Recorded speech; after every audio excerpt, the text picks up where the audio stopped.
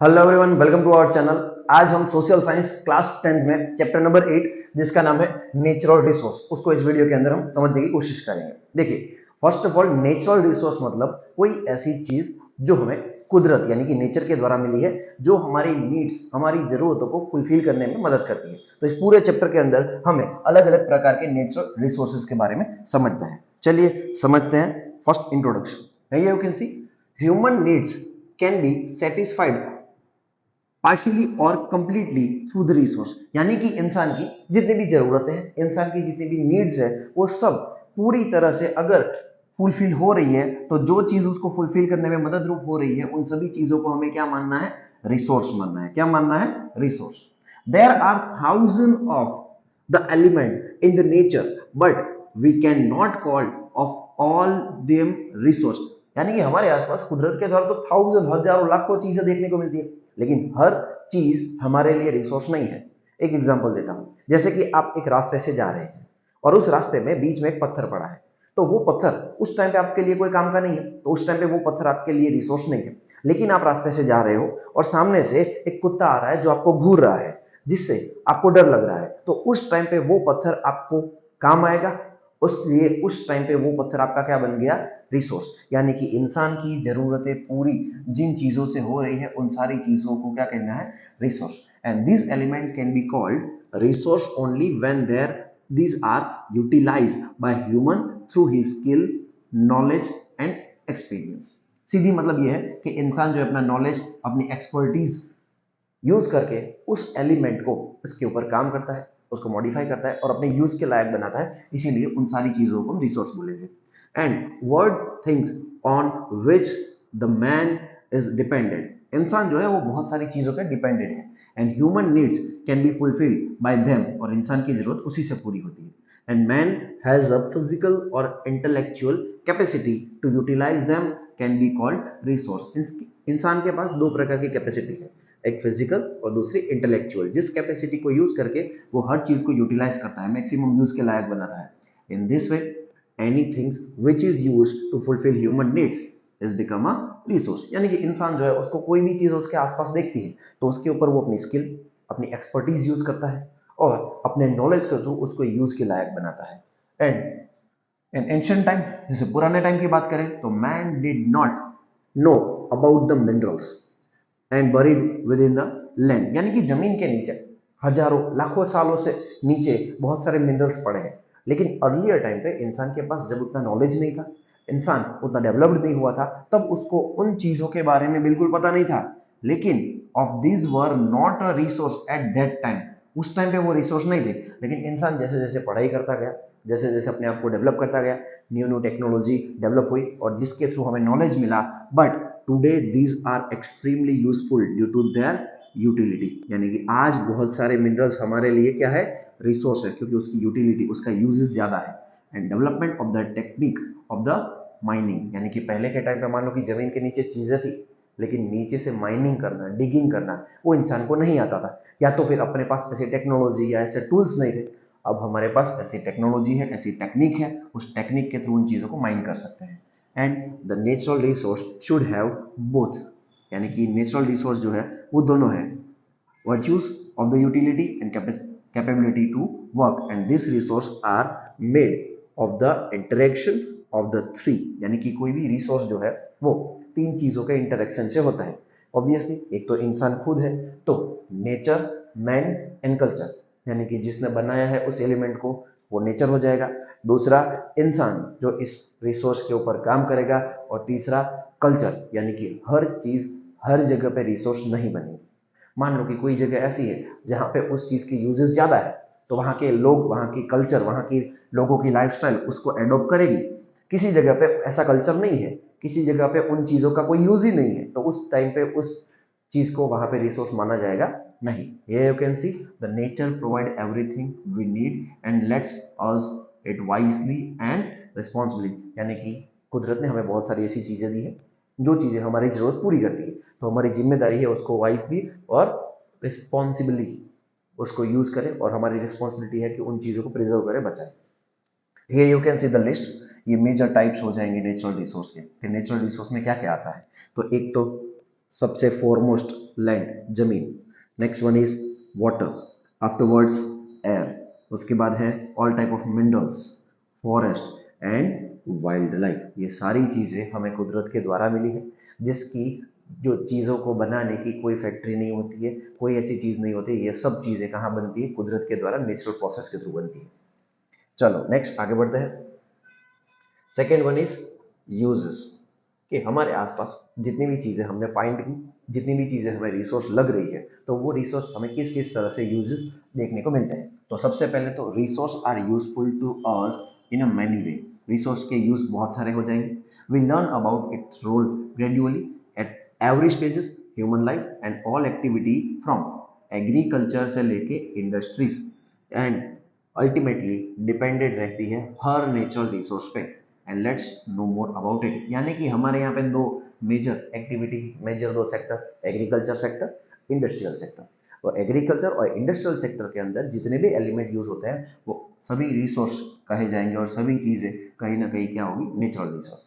एक एग्जाम्पल से समझाता हूँ। फॉर एग्जाम्पल इंसानों को क्लोथ की जरूरत है, कपड़े। तो क्लोथ बनाने के लिए फॉर एग्जाम्पल कॉटन क्लोथ बनाना है तो क्या चाहिए होगा? हमें रॉ फॉर्म चाहिए होगा कॉटन का। तो वो जो कॉटन है वो कहाँ पे प्रोड्यूस होगा? जमीन के नीचे। तो जमीन, लैंड कैसा रिसोर्स हुआ? Natural resource. यानी कि सभी चीजें कहीं ना कहीं नेचुरल रिसोर्स के ऊपर ही डिपेंडेंट है। And here you can see the uses. पहला यूजेस रिसोर्स का क्या हो जाएगा? As a food. यानी कि रिसोर्स को एज हम फूड यूज करते हैं खाने पीने के लिए, all the type of vegetables, vegetation and various food require होते हैं for man and compiled by the various resources. Fruits grow naturally, various crops obtained from the agriculture, milk and its product like a meat obtained through the domestic animal, fish and other aquatic animal from the reservoir, and honey also prepared by honey bees. These all are resource uses items for food. यानी कि खाने पीने के लिए इस सभी प्रकार के रिसोर्स को हम क्या करते हैं? यूज करते हैं। तो पहला रिसोर्स का यूज क्या हो जाएगा? फूड। दूसरा रिसोर्स का यूज होता है एज अ रॉ मटेरियल। ये हमारे लिए एक सोर्स है। कोई भी चीज को बनाने के लिए क्या चाहिए होगा? रॉ मटेरियल, जैसे कि वुड हो गया, कॉटन हो गया, जूट हो गया, ठीक है। तो various goods obtain from the forest. बहुत सारा ऐसा सामान है जो सिर्फ फॉरेस्ट में से ही मिलता है। तो फॉरेस्ट किसने बनाया? नेचर ने बनाया, कुदरत के द्वारा बना हुआ है। तो फॉरेस्ट, एग्रो प्रोडक्ट्स यानी कि एग्रीकल्चर के थ्रू मिलने वाली प्रोडक्ट्स। उसके बाद है वुल, उसके बाद से hides and meat available from animal, mineral ores, जहां पे मिनरल्स प्राप्त होते हैं उसको क्या कहा जाता है? Mineral ores. And this all are raw material for many industry. यानी कि किसी भी इंडस्ट्री को रन करने के लिए, उस चीज को बनाने के लिए जो रॉ मटेरियल चाहिए होता है तो वो हमें कहाँ से मिलता है? नेचुरल रिसोर्स से मिलता है। Next one is energy resource. बहुत सारे रिसोर्स ऐसे हैं जो हमें क्या जनरेट करके देते हैं? एनर्जी। जैसे कि coal, petroleum, natural gas, fuel in industries as well as domestic fuel हम यूज करते हैं कोई भी व्हीकल को रन करने के लिए, मशीन को रन करने के लिए। Beside, energy can be generated through the solar isolation, wind, sea wave, tides, ebb and waterfall. यानी कि यहाँ पे इंसान जो है उसको इलेक्ट्रिसिटी की जरूरत पड़ी, इंसान ने इलेक्ट्रिसिटी फाउंड की, फिर इंसान को पता चला कि इलेक्ट्रिसिटी जनरेट कैसे करेंगे। तो शुरुआत में कोल और ये सब ऐसे रिसोर्स जो नॉन रिन्यूएबल है कि एक टाइम के बाद क्या होने वाला है? खत्म होने वाला है। तो ऐसे रिसोर्स यूज किए, फिर उसको धीरे धीरे समझ आया कि इसकी जो क्वांटिटी है वो एक टाइम तो क्या हो जाएगी? खत्म हो जाएगी। तो ऐसे रिसोर्स यूज करो जो कभी भी खत्म नहीं होंगे, यानी कि नॉन रिन्यूएबल। जैसे कि सोलर, यानी कि सन की एनर्जी कभी भी खत्म होगी नहीं। दूसरा विंड, विंड देखी होगी आपने, ऐसे जिसको हम विंड मिल कहते हैं, जो जहाँ पे स्टेडी एंड स्ट्रॉन्ग हवा आती है, जहाँ पे वो विंड मिल घूमती है इस प्रकार से, तो वहाँ पे क्या जनरेट होती है? इलेक्ट्रिसिटी। दूसरा ओशन जो होता है, ओशन, वहाँ पे दो प्रोसेस होती है, एक होता है टाइड, एक होता है एब। तो ये टाइड और एब क्या होता है? तो समुद्र का जो पानी है उसका लेवल इंक्रीज होना और उसका लेवल डिक्रीज होना, जिसकी वजह से भी हम क्या जनरेट कर सकते हैं? इलेक्ट्रिसिटी। तो इसीलिए यहाँ पे सी वेव्स के थ्रू, टाइड एंड एब के थ्रू क्या जनरेट कर सकते हैं? इलेक्ट्रिसिटी। चलो ये थे यूजेस। कितने यूजेस थे? 3। आफ्टरवर्ड्स यहां से आपको एक क्लासिफिकेशन दिया है जिसको हम बोलेंगे टाइप्स ऑफ रिसोर्स, कि रिसोर्स के टाइप्स कैसे और किस तरह से क्लासिफाई किए गए हैं। तो resource are classify as follow. पहला क्लासिफिकेशन है ओनरशिप के अकॉर्डिंग, दूसरा क्लासिफिकेशन हो जाएगा रिन्यूएबिलिटी की, और तीसरा आगे हम देखेंगे जो अवेलेबिलिटी के अकॉर्डिंग हो जाएगा। तो फर्स्ट है ओनरशिप, यानी कि उस रिसोर्स की ओनरशिप किसके पास है। तो फर्स्ट है ओनरशिप में इंडिविजुअल रिसोर्स, जैसे कि हमारा घर है तो ये किसका रिसोर्स हुआ, ओन बाय इंडिविजुअल या तो फैमिली, कोई भी जमीन हो गई, कोई भी बिल्डिंग हो गई, या उसके example. Second one is natural resource, sorry national resource, जो भी रिसोर्स नेशन पूरे कंट्री के लिए होता है, उस रीजन के लिए होता है, उसको क्या कहा जाएगा, जिसको ओन करेगी कंट्री उसको कहा जाएगा नेशनल रिसोर्स। जैसे कि आर्मी तो नेशनल आर्मी, इंटरनेशनल ट्रेड तो पर्टिकुलर उस देश के लिए होता है, and last one is global resource, यानी कि जिसके फिजिकल और नॉन फिजिकल रिसोर्स सभी ह्यूमन वेलफेयर के लिए यूज होते हैं। इस धरती पे, इस अर्थ पे जितने भी लोग हैं, इंसान हैं, उनके लिए जो रिसोर्स यूज होगा उसको क्या कहा जाएगा, global. And resource of common ownership of all nation, यहाँ किसी एक देश नहीं, सभी देश जितने भी वर्ल्ड में है उसके लिए यूज होगा, उसको क्या कहा जाएगा, ग्लोबल रिसोर्स। तो यहाँ हमने जो पहला क्लासिफिकेशन देखा किसके अकॉर्डिंग था, ओनरशिप कितने प्रकार हो जाएंगे, 3। First one is individual, national and global.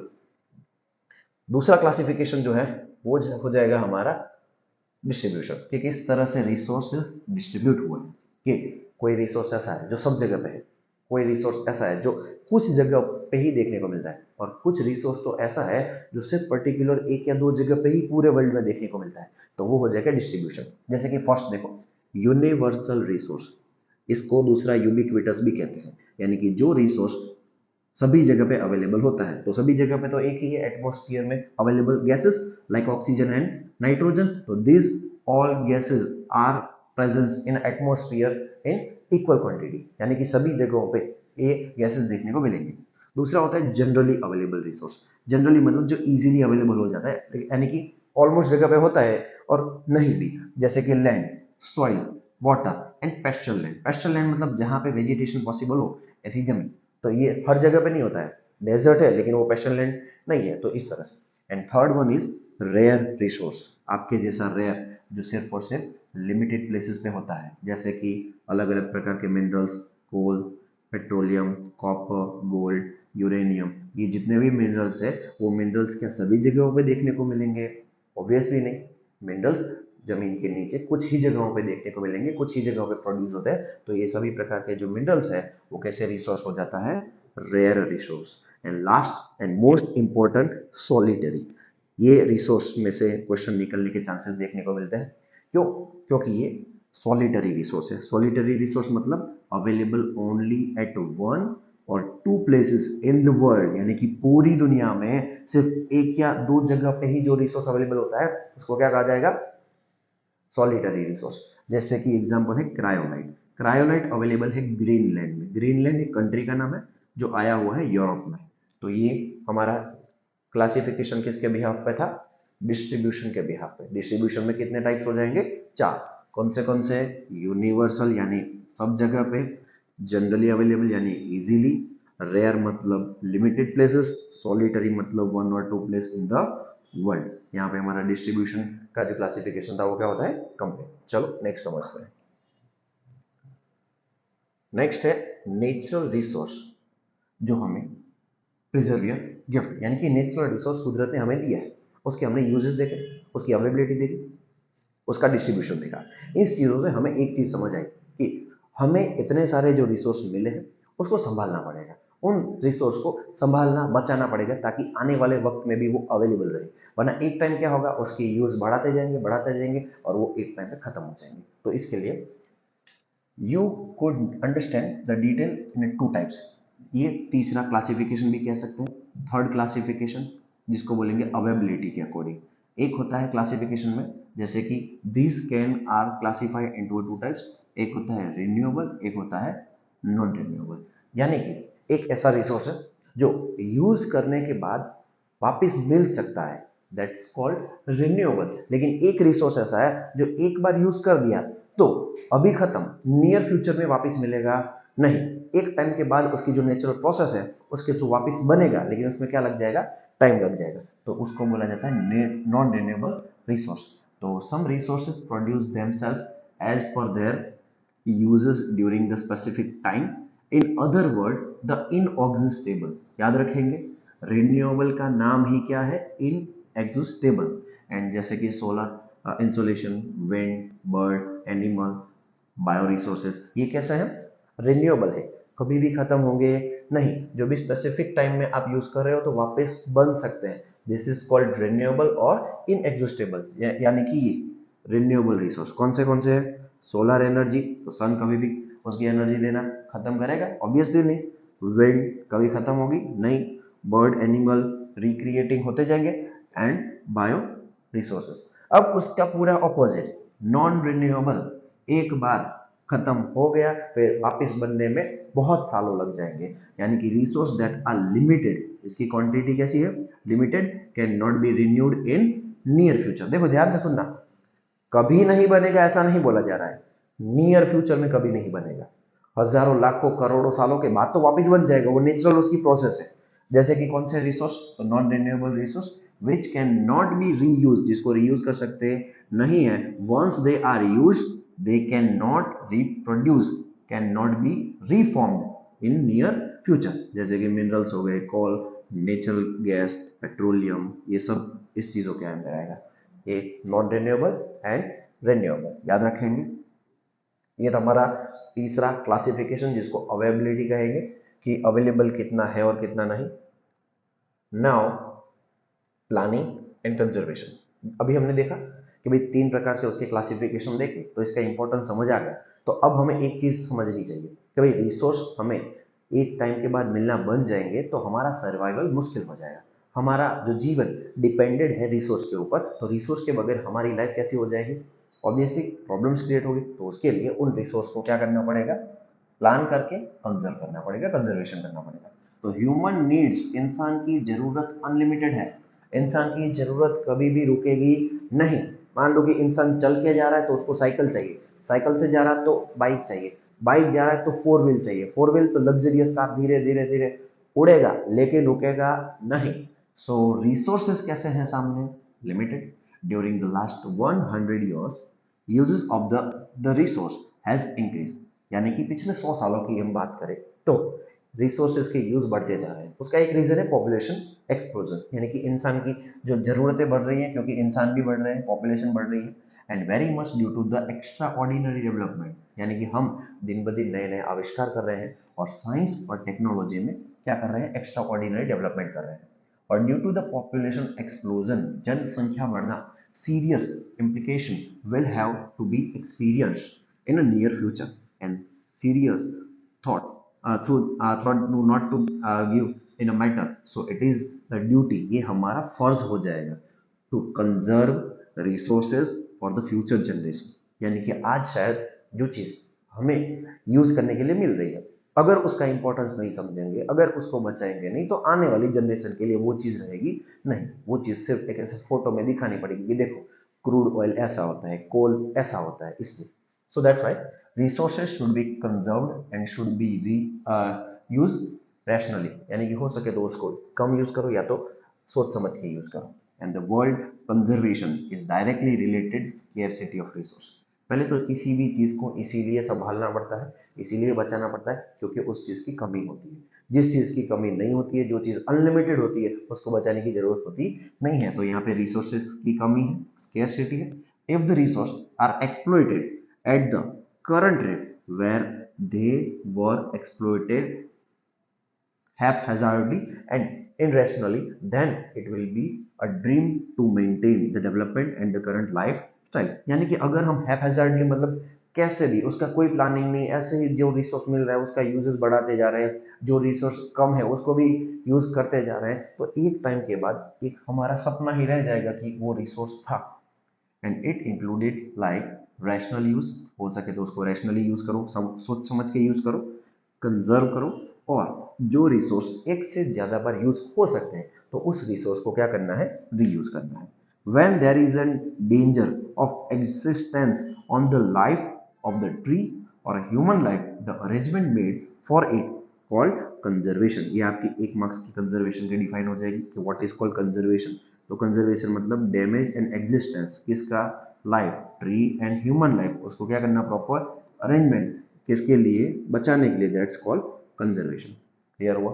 तो कंजर्वेशन में क्या क्या ध्यान में रखना है, तो यूज रैशनली, कंजर्व रिसोर्स, हो सके तो रिड्यूस करो wastage, think for a future generation and sustainable life. Sustainable life का मतलब होता है ऐसा जीवन जियो कि आने वाले लोग भी उन रिसोर्स को यूज कर सके, उन चीजों को प्राप्त कर सके। हम सब कुछ खत्म करके जा सकते नहीं है उस तरह से। चलो नेक्स्ट आगे देखते हैं। नेक्स्ट हमारा जो टॉपिक है वो है प्लानिंग एंड कंजर्वेशन, जिसके अंदर क्या क्या ऐसा कर सकते हैं उसके मेजर्स दिए हुए हैं। तो let understand about the planning and conservation of the resource in detail. First of all gather information. कोई भी काम करना हो तो सबसे पहले हमारे पास क्या होनी चाहिए, उसके लिए प्रॉपर इंफॉर्मेशन होनी चाहिए। तो पहले इंफॉर्मेशन प्राप्त करो about the availability and utilize and unutilize and probable resource on of any region and country as a unit. यानी कि किसी भी देश में कौन सा रिसोर्स कितनी क्वांटिटी में है, उसका यूज कितना है, उसकी अवेलेबिलिटी कितनी है, वो पहले जानो। वो जानने के बाद आगे का डिसीजन लो। दूसरा, the resource which are limited. पता चला कि ये रिसोर्स लिमिटेड है, एक टाइम के बाद खत्म हो जाएगा, यानी कि नॉन रिन्यूएबल है, तो शुड बी एक्सप्लॉइटेड साइंटिफिकली। तो उसको हमें साइंटिफिकली एक्सप्लॉइट करना चाहिए, यानी कि हो सके उतना कम यूज करना चाहिए और नेसेसरी हो तो ही यूज करें। And should be use only where it is necessary to use them. Third one is attempt should be made to develop those resource. यानी कि हो सके तो ऐसे अटेम्प्ट करो कि उन रिसोर्स को डेवलप करो जिसकी quantity which can be increase. हो सके तो ऐसे रिसोर्स जिसकी जरूरत ज्यादा है तो पहले उसकी क्वांटिटी इंक्रीज करो, जैसी क्वांटिटी इंक्रीज होती है फिर उसके यूजेस बढ़ा सकते हैं। The resource which are cheaper, जिसके दाम सस्ते हैं, and rare and are easily available should not wastage.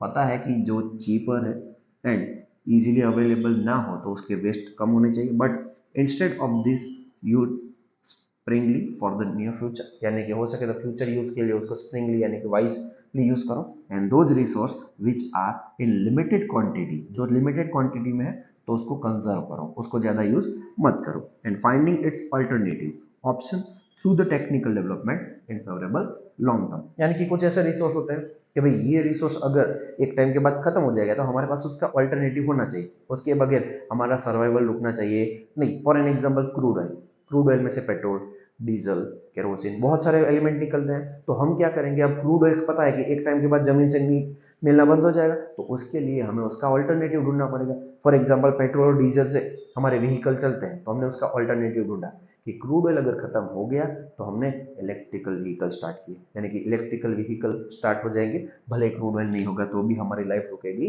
नहीं।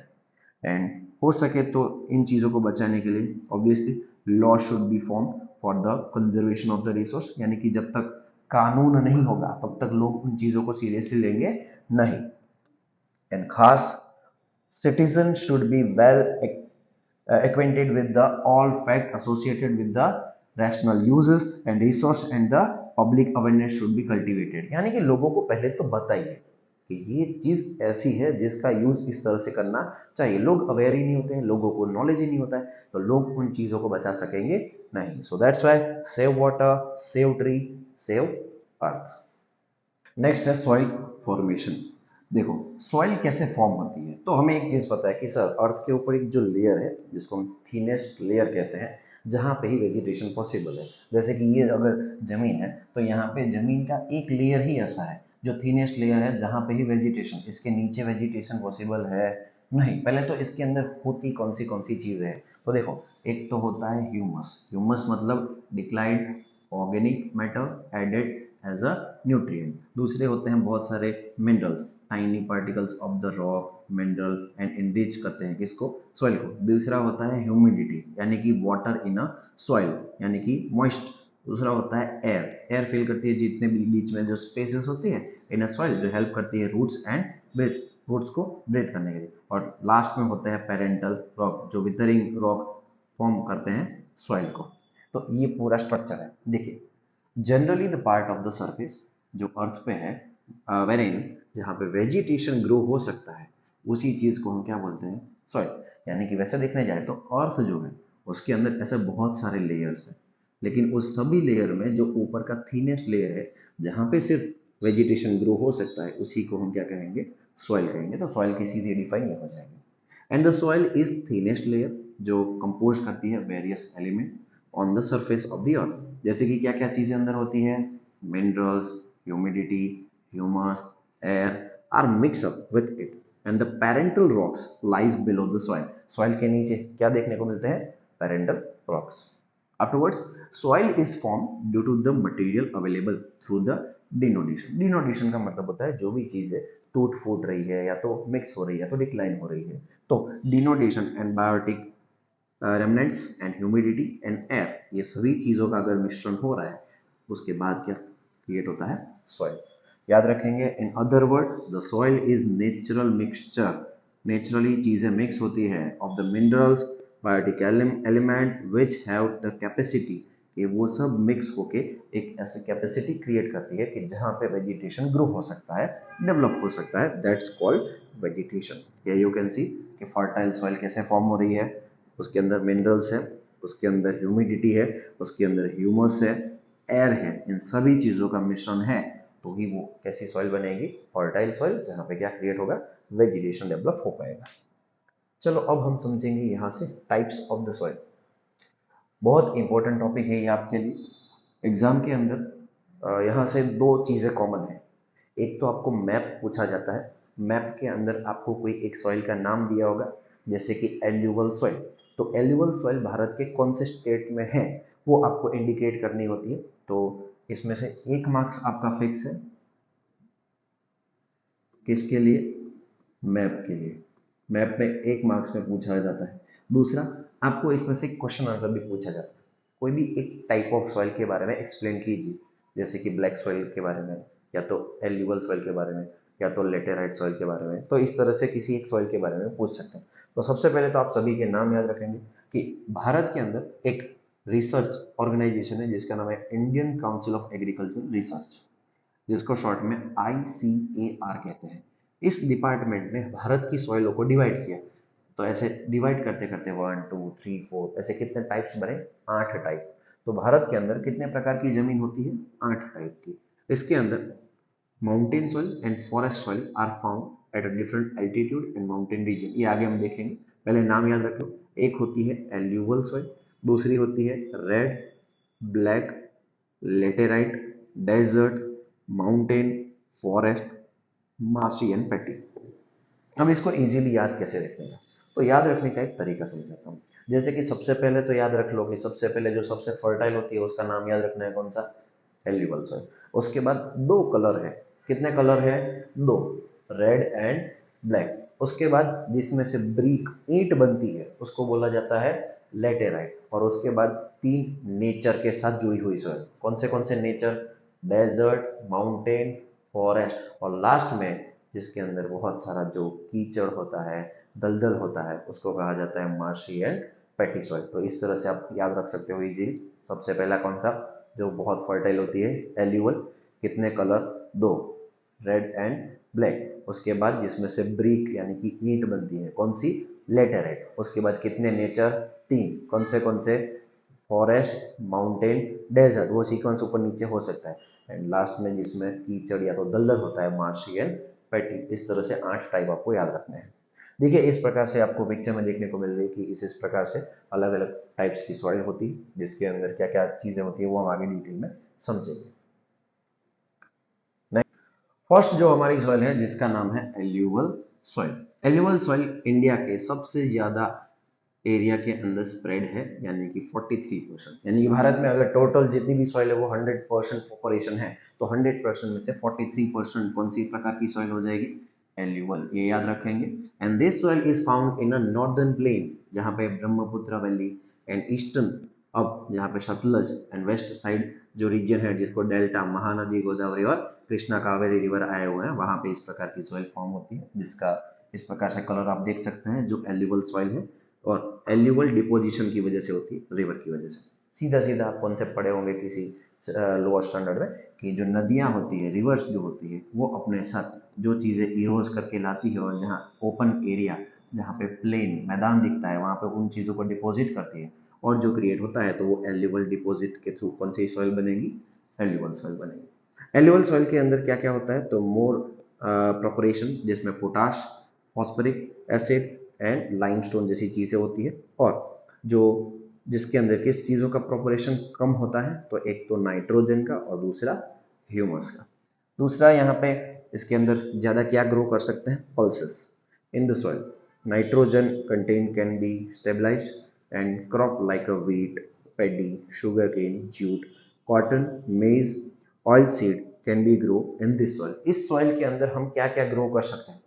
इस सॉइल के अंदर सबसे पहले तो किस चीज़ की मात्रा ज़्यादा होती है, किसके प्रोपोर्शन ज़्यादा होते हैं, potash, phosphatic acid and limestone. और कौन सी चीज़ें ज़्यादा नहीं होती है, नाइट्रोजन एंड ह्यूमस। तो यहाँ पे wheat, barley, sugar cane, jute, cotton, maize और ऑयल सीड इस प्रकार के क्रॉप्स ग्रो हो सकते हैं इजीली। पहले टाइप कौन सा था, एल्यूवल। क्या क्या याद रखना है, 43% इंडिया में है। नेक्स्ट हमारी जो सेकेंड सॉइल है, पहले यहाँ पे एक मैप समझ लीजिए। इंडिया का मैप इस तरह से आपकी टेक्स्ट बुक में भी दिया गया है। तो टेक्स्ट बुक में जो मैप है वही आपको प्रिपेयर करना है। यहाँ पे आपको दिया होगा कि कौन सा कलर कौन सी सॉइल को इंडिकेट करता है। इसमें से ही कोई एक पूछा जाएगा। 1 मार्क्स में यहाँ से क्या आने वाला है, मैप पूछा जाता है। याद रखेंगे, मोस्ट इंपॉर्टेंट, क्योंकि यहाँ से 1 मार्क्स का मैप कंफर्म, मतलब कंफर्म है, एक टाइप का सॉइल पूछा ही जाता है। ठीक है। नेक्स्ट हमारा जो सॉइल का टाइप है वो है रेड सॉइल। नाम से ही पता चल रहा है कि सर कौन से कलर की होगी, रेड कलर की। तो ये ऑक्यूपाई करती है इंडिया का कितने परसेंट एरिया, 19। जैसे एल्यूवल 43 था तो रेड सॉइल कितना है, 19%।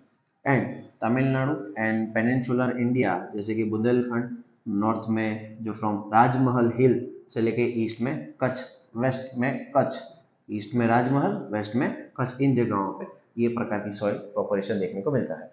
सच soil found in some part of Rajasthan also. And this soil, ये कलर में कैसी होती है, रेड, एंड इसमें प्रेजेंस होता है फेरिक एसिड। याद रखेंगे, एक मार्क्स में पूछा जाए कि रेड कलर की सॉइल का रीजन, तो ferric acid, and become a yellow. लेकिन जितने इसके डीप डाउन, यानी कि ये सॉइल के नीचे गहराई में आप जाओगे तो इसका कलर कैसा होता जाएगा, येलो होता जाएगा। And lime, gravel, carbonates are not found in this soil, and there is a deficiency of the lime, magnesium, phosphate, nitrogen and potash इस सॉइल के अंदर देखने को मिलता है। क्रॉप कौन से, मिलेट, कॉटन, वीट, ज्वार, लिनसीड, ग्राउंडनट, पोटैटो एक्सेट्रा इस प्रकार की सॉइल में ग्रो कर सकते हैं। इसमें याद रखने वाली चीज ऑब्वियसली एक तो 19%, दूसरा रेड कलर का रीजन रेड ऑक्साइड, और गहराई नीचे डीप में जाएंगे तो कौन सा कलर हो जाएगा, येलो हो जाएगा। ये थी red soil. Next red soil के बाद हो जाएगी मोस्ट इंपॉर्टेंट ब्लैक सॉइल। बहुत बार पूछा गया है सवाल ये बोर्ड के अंदर। रेड सॉइल का दूसरा नाम है रेगुर सॉइल। क्या नाम है, सॉरी, ब्लैक सॉइल का दूसरा नाम है रेगुर सॉइल। रेड कंप्लीट की, अब ब्लैक सॉइल पे आ गए हैं। ब्लैक सॉइल कितने परसेंट है, 15% इंडिया के एरिया में।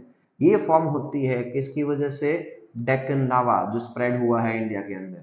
एंड सच सॉइल फाउंड कहाँ पे, महाराष्ट्र, वेस्टर्न मध्य प्रदेश, आंध्र प्रदेश और कुछ पार्ट कर्नाटक का भी। गुजरात की बात करें तो गुजरात में सूरत, भरूच, नर्मदा, वडोदरा, तापी और डांग जैसे डिस्ट्रिक्ट के अंदर ये सॉइल पाई जाती है। Lava rock and climate play important role in this formation of such soil. यानी कि ये जो लावा धीरे धीरे जो सूखा हो जाता है या तो ठंडा हो जाता है, जिसकी वजह से इस प्रकार की सॉइल बनती है। इसकी खासियत, तो there is a more proportion iron, lime, calcium, potash, aluminium and magnesium carbonates. And इस सॉइल के अंदर ज़्यादा फर्टिलिटी होती नहीं है, क्वाइट फर्टाइल कहते हैं। And this soil has a capacity, इसके अंदर ज़्यादा पानी मॉइस्ट स्टोर करने की कैपेसिटी होती है। वेरेन द मॉइस्चर ड्राइज, लेकिन जैसे ही पानी सूख जाता है इसके ऊपर क्या क्रिएट होते हैं, फिजर्स। जैसे ये जमीन है, इसके ऊपर पानी गिरा, पानी सूख गया, तो उसके ऊपर ये जो क्रैक्स है ना, ये क्रैक्स को क्या कहा जाता है, फिजर्स कहा जाता है। इसमें कौन से क्रॉप ग्रो कर सकते हैं, cotton, linseed, mustard, groundnut, tobacco, urad. और इस सॉइल के लिए जो कॉटन बहुत ही सूटेबल है, इसलिए इसका नाम ब्लैक कॉटन सॉइल भी रख सकते हैं। तो ब्लैक सॉइल के कितने नाम हो जाएंगे, 3, ब्लैक सॉइल, दूसरा रेगुर और तीसरा ब्लैक कॉटन सॉइल। चलो नेक्स्ट हमारा जो सॉइल का टाइप है वो है लेटेराइट सॉइल। कौन से प्रकार की है, लेटेराइट। तो एक शब्द है जो लेटेराइट, वो लेटिन वर्ड लेटर में से बना है और लेटर का मतलब होता है ब्रिक, जो हम ईंट कहते हैं, और इसका भी कलर रेड कलर होता है, लेकिन इसके अंदर क्या होता है, iron oxide. And soil become wait, जब भी सॉइल क्या हो जाती है, वेट, वो कैसे बन जाती है, स्मूथ लाइक अ बटर। लेकिन जब ये ड्राई सूख जाती है तो बहुत ही कैसी बन जाती है, हार्ड बन जाती है। And it form due to the change in a dry and moist climate to preservation of silica, क्या प्रिजर्व करती है, silica based material. And this soil has developed higher area, कौन से, पेनिनसुलर, पेनिनसुलर जहां पे आए वहां याद रखना है, भारत का ये जो साउथ का ट्राइंगल फॉर्म है, इसी को क्या कहा जाता है, peninsular plateau. And the soil contain, इसमें आयरन, पोटास, एल्यूमिनियम होता है। इसके ऊपर हम क्या ग्रो कर सकते हैं, cotton, paddy, ragi, sugar cane, tea, coffee, cashew और ग्रो कर सकते हैं। लेकिन इसमें फर्टिलिटी कम होती है, इसीलिए क्या जरूरत पड़ेगी, फर्टिलाइजर की। यहाँ पे देख सकते हैं कि कौन सा शब्द, लेटर, मतलब होता है ब्रिक, रेड कलर का रीजन आयरन ऑक्साइड। अगर स्मूथ गीली है तो किसकी तरह स्मूथ बनेगी, बटर, लेकिन सूख जाने के बाद कैसे बन जाएगी, हार्ड बन जाएंगी। कौन से क्रॉप ग्रो कर सकते हैं, cotton, paddy, ragi, sugar cane, tea, coffee और कैश्यू जैसे। ये भी इंपॉर्टेंट कह सकते हैं लेटेराइट सॉइल। नेक्स्ट है डेजर्ट सॉइल। देख सकते हैं डेजर्ट में इस प्रकार की जो अराइड रीजन होता है, अराइड या तो सेमी अराइड यानी कि सूखा, जहाँ पे क्लाइमेट कैसा होता है, अराइड होता है, जहाँ पे ज्यादा बारिश होती नहीं है, तो वहां प्रकार की जो सॉइल है उसको क्या कहा जाएगा, desert soil. This soil is sandy, इसमें ज्यादा सैंड होती है, सैंडी एंड इनफर्टाइल होती है, ज्यादा फर्टाइल होती नहीं है। कंटेन मोर डिजोल्व मटेरियल, इसके अंदर बहुत सारे डिजोल्व क्या होते हैं, मिनरल्स होते हैं। एंड राजस्थान, हरियाणा, साउथ पंजाब वाले हिस्से में ये सॉइल पाई जाती है, गुजरात में ज्यादा नहीं, कच्छ एंड सौराष्ट्र के पार्ट में। एंड वेजिटेशन यहाँ पे मिलेट, ज्वार जैसे कल्टीवेट होते हैं क्रॉप्स। इस प्रकार से आपको सॉइल देखने को मिलती है, कौन सी, डेजर्ट सॉइल, सैंडी होती है, सैंड ज्यादा होती है, मिट्टी। ठीक है, नेक्स्ट हमारा जो टाइप हो जाएगा वो हो जाएगा माउंटेन सॉइल।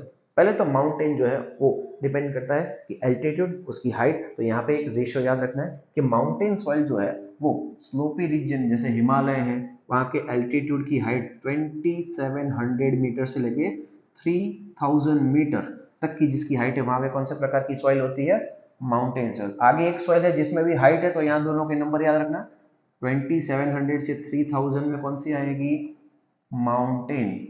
लेयर जो होता है वो बहुत ही थीन होता है, जिसको अंडर डेवलप कहते हैं, वो अंडर डेवलप होता है, यानी कि इसके बहुत ज्यादा गहराई तक वेजिटेशन पॉसिबल नहीं है।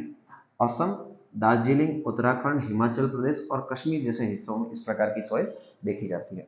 And Himalaya, the soil is form general altitude and the region, जहाँ पे कौन से ट्रीज होते हैं, पाइन और चीड़ नाम के ट्रीज देखने को मिलते हैं। इस तरह से सॉइल देखने को मिलती है जहाँ पे ऊपर के लेयर में वेजिटेशन पॉसिबल है। याद रखेंगे हाइट 2700 से 3000 मीटर तक। माउंटेन सॉइल के बाद नेक्स्ट सॉइल है जिसका नाम है फॉरेस्ट। मैंने आगे बोला था कि माउंटेन की 2700 से 3000, तो फॉरेस्ट सॉइल की हाइट हो जाएगी 3000 से लेके 3100 मीटर। तो ये कहाँ पे होती है, तो जहाँ कॉनिफ्यूरस फॉरेस्ट होते हैं जैसे कि Himalaya, Sahyadri, eastern ghat and terrain region of Himalaya. And इस सरफेस के ऊपर पहले तो यहाँ पे बहुत सारे शेडेड लीव्स होते हैं, जैसे कि यहाँ कोई प्लांट है तो बहुत सारे लीव्स उस जमीन के ऊपर क्या हो जाएंगे, गिर जाएंगे, शेड हो जाएंगे। And trees and upper part जो लैंड का है वो इन चीजों की वजह से कैसा बन जाएगा, ब्लैक, क्योंकि वहां पे जो लीव्स है धीरे धीरे क्या होते जाएंगे, डिक्लाइन होते जाएंगे, डिकम्पोज होते जाएंगे, किस, और क्या होगा, ह्यूमस। एंड इसका कलर ब्लू एंड रेड में चेंज हो जाता है जितने हम कहाँ जाते हैं, विद इन डाउन, यानी कि सॉइल का जो कलर है वो कैसा बन जाता है, रेड एंड ब्लू, जितने हम अंदर गहराई में जाएंगे। इसके ऊपर टी, कॉफी, स्पाइसेस, वीट, मेज, बैरली, पैडी इस प्रकार के क्रॉप्स ग्रो कर सकते हैं। और ऐसी सॉइल ज्यादा नहीं, ऐसी सॉइल भारत में कैसी है, लिमिटेड एरिया में है। ये you can see the picture. Height याद रखेंगे 3000 से लेके 3100 मीटर। दूसरा शेडेड लीव्स होते हैं जो डिक्लाइन होते रहते हैं, और इसके लिए इसका जो कलर है ब्लैक होता है, लेकिन जितने डाउन गहराई में जाएंगे इसका कलर ब्लू और रेड बनता जाएगा। और ऐसी सॉइल सिर्फ और सिर्फ लिमिटेड प्लेसेस पे ही देखने को मिलती है। एंड नेक्स्ट एंड लास्ट जिसका नाम है मार्शी एंड पैटी सॉइल। देख रहे हैं जहाँ पे पानी क्या होगा ज्यादा, जहाँ पे इस प्रकार से ज्यादा वाटर देखने को मिलता है, तो दिस टाइप ऑफ सॉइल जो डेवलप होती है ह्यूमिड रीजन में जहाँ पानी ज्यादा होता है, and accumulation of the biotic element, obviously पानी है तो बायोटिक एलिमेंट्स होंगे ज्यादा, and during the rainy season ये जो लैंड है वो सबमर्ज हो जाती है किसके अंदर, पानी, यानी कि पानी भर जाता है उस जमीन में, and when the water is recedes the paddy can be grow, जैसे ही पानी धीरे धीरे सूखने लगता है तो भर जाता है तो उसमें पैडी ग्रो कर सकते हैं, and excess of the biotic element the minerals in a such a soil is show the insufficiency, यानी कि ज़्यादा पानी भरने की वजह से उसके मिनरल्स सफिशिएंट रहते नहीं हैं, phosphate and potash, and soil जो है वो Orissa, West Bengal, coastal Tamil Nadu and central जो हमारा नॉर्थ बिहार है, एंड अल्मोड़ा डिस्ट्रिक्ट जो उत्तराखंड, याद रखेंगे ये क्योंकि बाकी सब में स्टेट के नाम है, ये डिस्ट्रिक्ट का नाम है, यहाँ से अगर सवाल निकल सके तो उत्तर प्रदेश में कहाँ पे, अल्मोड़ा नाम के डिस्ट्रिक्ट में पाई जाती है। ऑब्वियसली अभी हमने देखा कि ये जो है वो कौन से रीजन में, ह्यूमिड रीजन में देखने को मिलती है, यहाँ पे कौन सा ज़्यादातर क्रॉप ग्रो कर सकते हैं अगर पानी सूखने के बाद, पैडी जैसा क्रॉप ग्रो कर सकते हैं, और ये भी कैसी जगहों पे देखने को मिलेगी, extreme limited, very extreme limited मतलब बहुत ही कम प्लेसेस पे देखने को मिलेगी जहाँ पे बारिश ज़्यादा हो, ऐसे ही रीजन। यहाँ पे हमारे 8 के 8 टाइप्स ऑफ सॉइल क्या होते हैं कंप्लीट। अब जो सॉइल के ऊपर से एक और टॉपिक क्रिएट होता है, सॉइल इरोजन। सॉइल इरोजन का सीधा मतलब ये है कि यहाँ पे मान लो कि सॉइल, यहाँ पे सॉइल के ऊपर पानी या तो हवा, जिसके फोर्सेस की वजह से सॉइल जो है वो एक जगह से दूसरी जगह ट्रांसफॉर्म हो रही है, तो उसी को कहा जाएगा सॉइल का क्या होना, इरोजन होना। किस चीजों की वजह से, एयर या तो वाटर की वजह से। तो इरोजन का मीन्स होता है ट्रांसफॉर्म होना लैंड पार्टिकल्स, कहाँ से, from one place to another, किसकी मदद से, मूविंग एयर या तो वाटर। इजी डिफाइन है, एक मार्क्स में ये डिफाइन पूछी जाती है, एक मार्क्स में।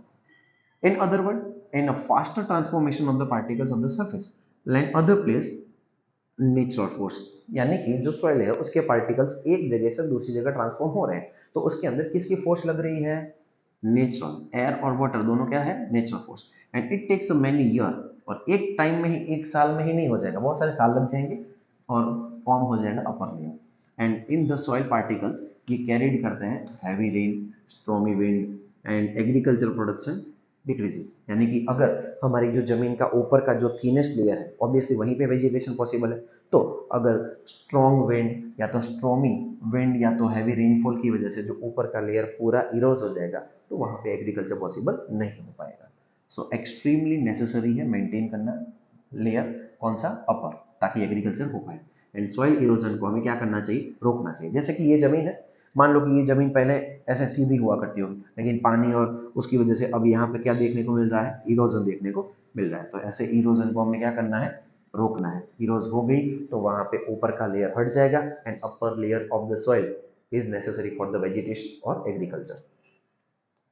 चलो नेक्स्ट हम देखेंगे कि भाई ये चीजें कैसे रोक सकते हैं। तो सॉइल इरोजन की बात करें तो हो सके तो कंट्रोल कीजिए ग्रेजिंग एक्टिविटी लैंड पे। दूसरा, जो भी प्लांटेशन कर रहे हैं तो उसमें कंट्रोल मेथड यूज कीजिए। कंटूर मेथड मतलब जो स्लोपी रीजन होता है वहां पे, जैसे कि यहाँ देखिए, मान लो कि ये ऐसे पहाड़ पर्वत है, तो यहाँ पे इस तरह से आप वहां पे क्या कीजिए, चीजों को ग्रो कीजिए। आगे हम देखेंगे टेरेस फार्मिंग डिटेल में। हो सके उतने प्लांट्स, जो ट्री है फैलो लैंड जहाँ पे कोई कुछ भी ग्रो नहीं हो रहा है वहाँ पे चीज़ों पे कीजिए। एंड हो सके तो पानी को रोकने के लिए चेक डैम बनाइए, स्ट्रीम्स, एंड कल्टीवेशन डीप कीजिए। जितने डीप कल्टीवेशन होंगे प्लांट्स, उसके रूट्स डीप जाएंगे, और उसके रूट्स जितने डीप होंगे वो उतना ही सॉइल को कंट्रोल करके रखेगा, पानी या हवा की मदद से उसको आगे जाने देगा नहीं।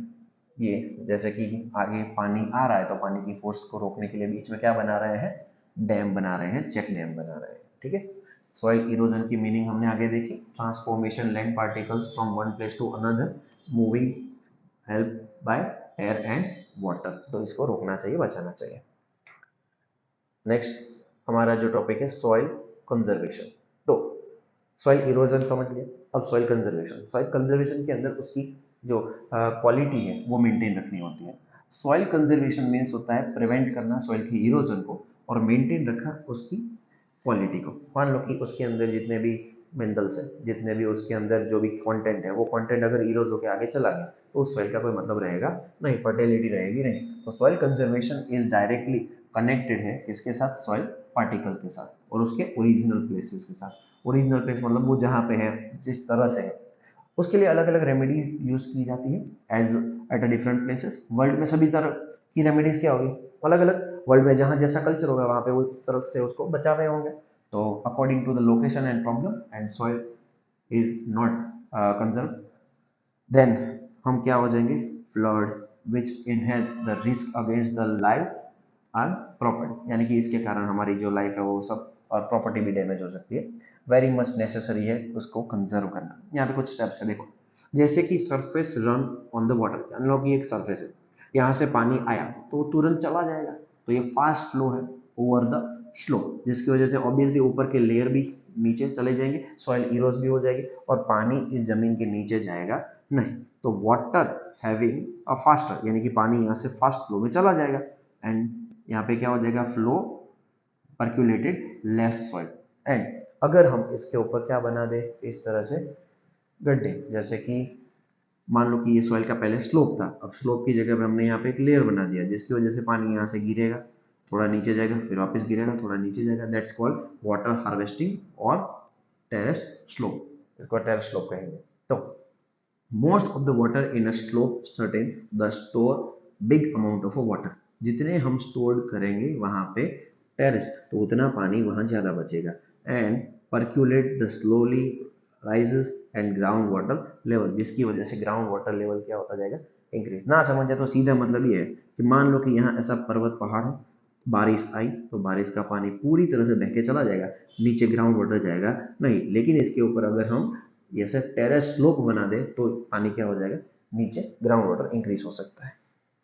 नेक्स्ट जो हमारा टॉपिक है वो है रेमेडीज, कि सॉइल कंजर्वेशन को कैसे बचा सकते हैं। तो the roots on the of the tree, जो फॉरेस्ट कवर होते हैं वो हेल्प अप होते हैं किसको, सॉइल पार्टिकल्स को। जैसे कि जो हमारे ट्रीज है हमने ग्रो किए, तो ट्रीज के जो रूट्स है वो जमीन के नीचे रहेंगे और जमीन को कंट्रोल करके रखेंगे, तो इरोजन नहीं होने देंगे। And plants tree in a river and mountain slope, यानी कि हो सके तो जैसे माउंटेन के स्लोप होते हैं वहां पे, और जहाँ पे नदी बह रही होती है वहां पे ग्रो कीजिए। And a series of the tree should be grown near desert region, जैसे कि कोई डेजर्ट रीजन है तो डेजर्ट में एक सीरीज यानी कि एक ही लाइन में बहुत सारे ट्री ग्रो कीजिए। क्यों, क्योंकि डेजर्ट एरिया आगे बढ़ पाएगा नहीं, या तो डेजर्ट एरिया में से जो स्ट्रॉन्ग विंड आ रही है, जो स्ट्रॉन्ग विंड शायद इस ट्री के एक जो कहते हैं ना वेलोसिटी, जो एयर की वेलोसिटी को क्या कर देगी, कम कर देगी। तो डेजर्ट रीजन में ग्रो कीजिए ट्रीज की एक सीरीज, ताकि प्रिवेंट हो सके विंड, और हो सके तो मोर वेलोसिटी क्या हो जाएगी, कम हो जाएगी, विंड की वेलोसिटी प्रिवेंट कर सकते हैं। Will stop have a advancing desert, इसकी वजह से डेजर्ट एडवांस हो पाएगा नहीं। And the river floods should be controlled by diverting the flow in other river and dry river beds and under restricted pasturing losses the soil layer on the mountain and should be prevent, यानी कि जो mountain होता है वहां पे हम under restricted जो पेस्चरिंग करते हैं, अंडर रिस्ट्रिक्टेड मतलब जहाँ पे रिस्ट्रिक्शन होता है, जहाँ पे पेस्चरिंग करना चाहिए नहीं। तो फॉर एग्जांपल मान लो कि स्लोप था, तो स्लोप में हमने इस तरह के शेप बना दिए, इसमें क्या होगा, पानी भी रहेगा, पानी भी स्टोर होगा और इसके अंदर हम प्लांट्स भी ग्रो कर सकेंगे। जैसे कि ये स्लोप है तो स्लोप के अंदर कैसे कल्टीवेशन करना है, हॉरिजॉन्टली कल्टीवेट करना है। And this horizontally cultivation, the horizontal cultivation, इसको हम क्या कहते हैं, टेरेस फार्म कहते हैं, should be implemented and humus content should be added to soil has lost its fertility. Humus content जितना ज्यादा होगा तो उसकी क्वांटिटी क्या होती जाएगी, लेस होती जाएगी, लॉस्ट कर देगी उसकी फर्टिलिटी।